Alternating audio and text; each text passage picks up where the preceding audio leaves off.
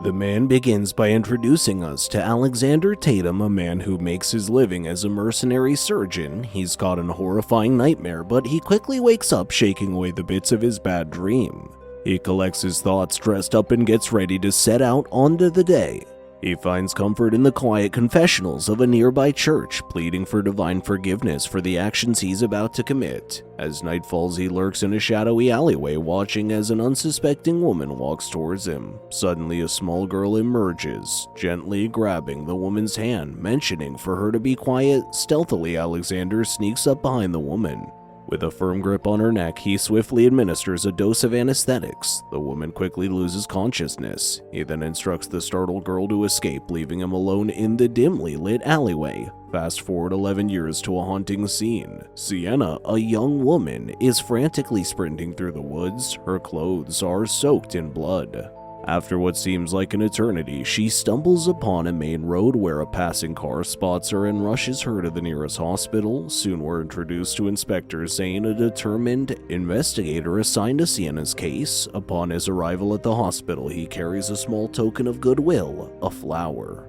As he walks into her room, Sienna is startled awake from a nightmare that is frightening. The inspector apologizes for intruding and explains that he needs to ask her some questions about the terrifying events that befell her and her friends. He produces a photo of Alexander, causing Sienna's anxiety to spike. Noting her discomfort, he puts the photo aside and gently urges her to narrate her story, as challenging as it may be. Her tale begins 2 weeks earlier. Sienna and her 5 companions, Scott, Kristen, Jason, Shannon, and Ben, embark on a trip to take a breather from the relentless grind of medical school. When Scott offers her a beer, she politely declines, revealing she doesn't drink. All the while, unbeknownst to them, they're being tailed by Alexander, lurking at a safe distance. Their journey leads them to a rural gas station owned by a man named Ronnie Moon. As Scott pays for their fuel with his credit card, Sienna notices an infection spreading on Ronnie's hand. Using her medical training, she suggests an antibiotic cream.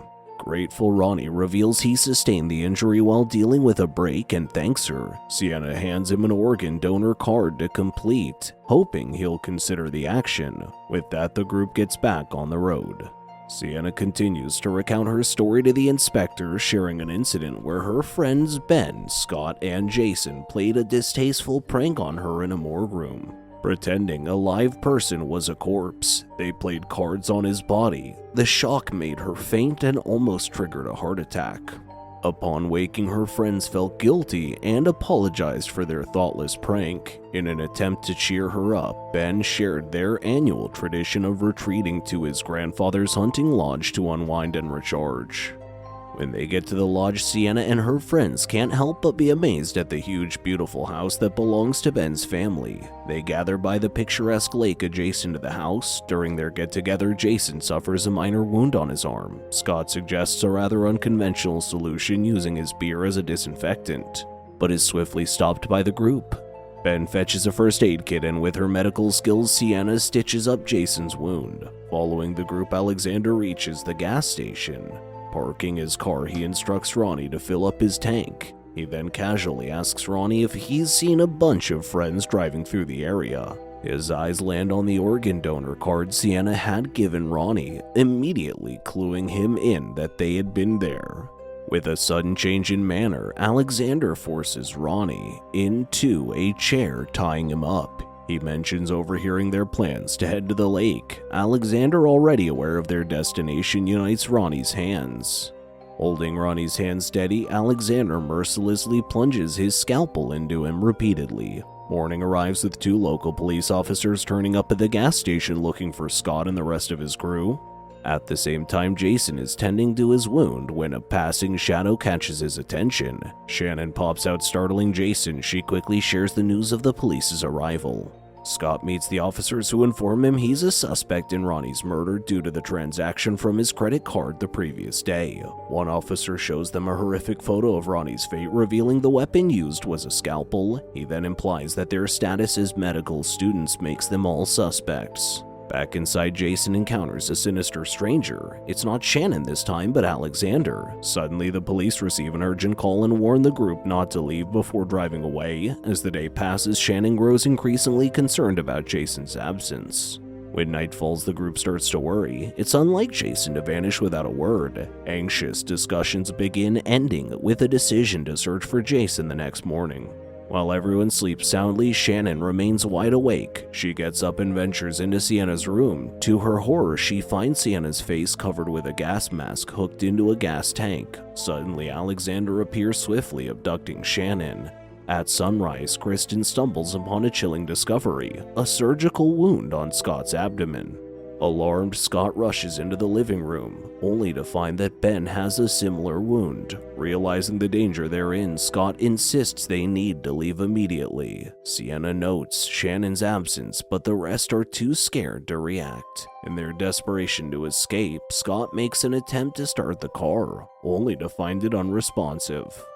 Ben suggests they check under the hood, revealing a mess of intentionally cut wires. Sienna reaches out to the police for help, but they inform her it'll be several hours before they can reach them. Disturbingly, the officers who visited them the day before never made it back to their station. Alexander had intercepted them. We are then transported to a remote facility where we meet Dr. Hopkins, an evil character involved in the illegal organ trade. Inside this facility, Jason is bound and helpless, his face concealed under a bag. Shannon, too, is restrained on an operating table, the surgeon making an incision on her chest. Feeling helpless, Ben decides to leave on foot, trying to rally Scott and Kristen for his plan. However, to his surprise, both Scott and Kristen have mysteriously disappeared. As Sienna attempts to reach Scott on the phone, Ben goes in search of them, but a sudden noise interrupts Sienna, and before she can react, Alexander finds her. Next, we see a car pulling up to Dr. Hopkins' base, delivering 4 unexpected guests. Dr. Hopkins appears displeased as he had requested only 2 individuals. Alexander tries to gentle him, stating one of them is for himself, and the other should be considered a bonus. Then Sienna regains consciousness, finding herself tied to a bed. With Alexander nearby, she questions him about her whereabouts, but he simply replies it's difficult to explain. In a gruesome turn of events, Scott is brought into the room where Jason had been held captive.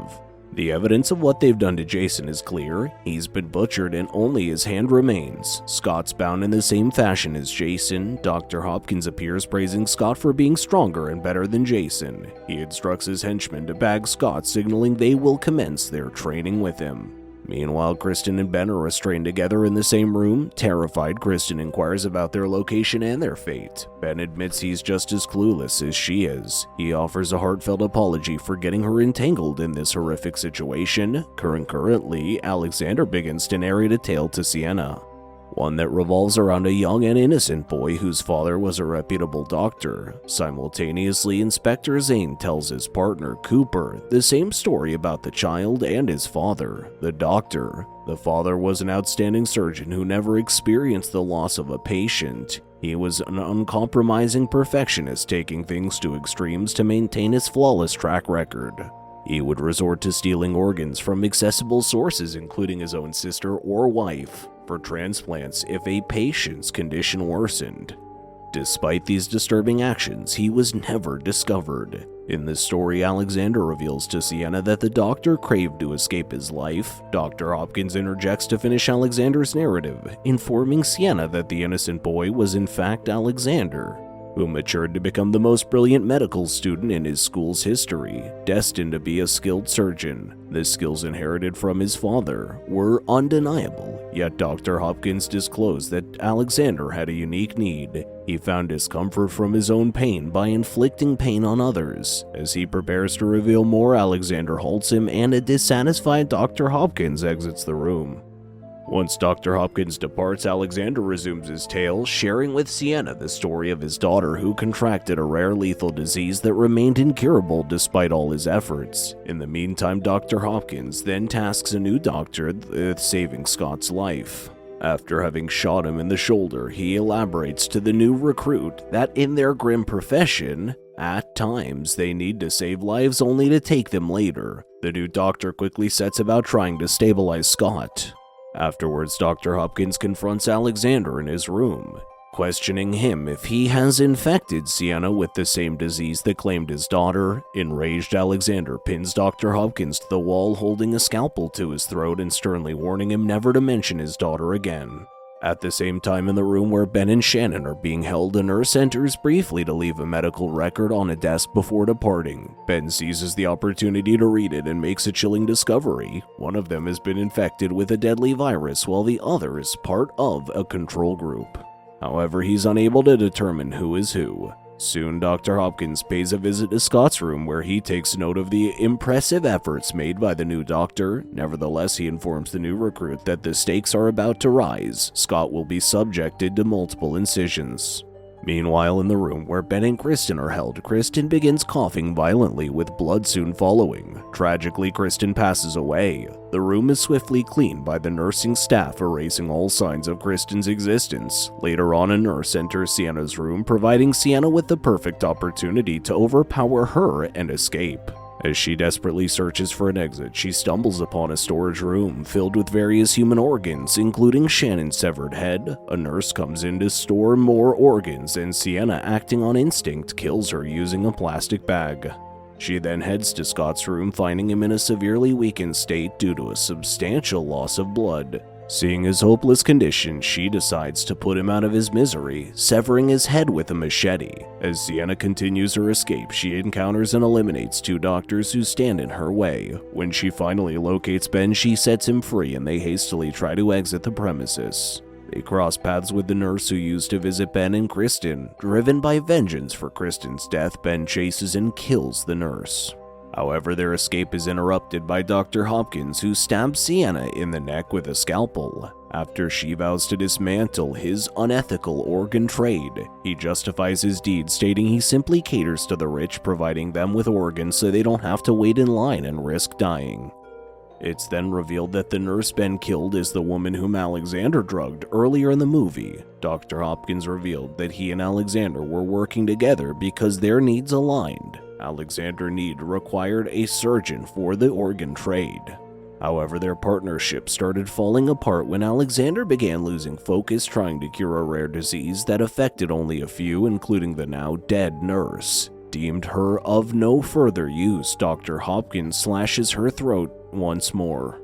Unbeknownst to him, Alexander was listening to the entire conversation. He rushes in to save Sienna, but ends up being stabbed by Dr. Hopkins. In spite of this, Alexander rallies his remaining strength and manages to kill Dr. Hopkins. He attempts to treat Sienna's wound, but Ben storms in, intending to kill him. Weakened by his injuries, Alexander collapses before Ben can inflict any harm. As they consume their escape, Ben starts coughing and dies in the same manner as Kristen did earlier, leaving Sienna all by herself. Alone and determined, Sienna finally makes her way out of the grim establishment. Upon learning the grim tale, Inspector Zane shares with Sienna that they've managed to dismantle Dr. Hopkins' illicit operation.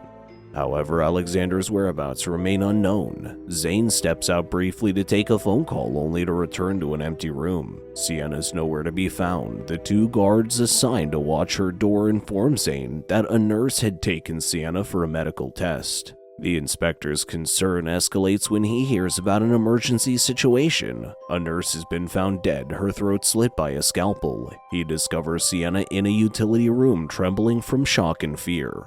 After calming her and escorting her back to her room, he instructs the guard to keep a vigilant watch. However, when Zane steps out to converse with his partner, Cooper, he senses something is wrong. Rushing back to Sienna's room, he finds the guard dead, fatally stabbed in the head. It soon becomes evident that Sienna is responsible for both murders. Her old blood-soaked clothes are discovered discarded in the bathroom. A shocking revelation that emerges: Sienna's seemingly innocent victim was the little girl who had helped Alexander drug a woman at the start of the movie.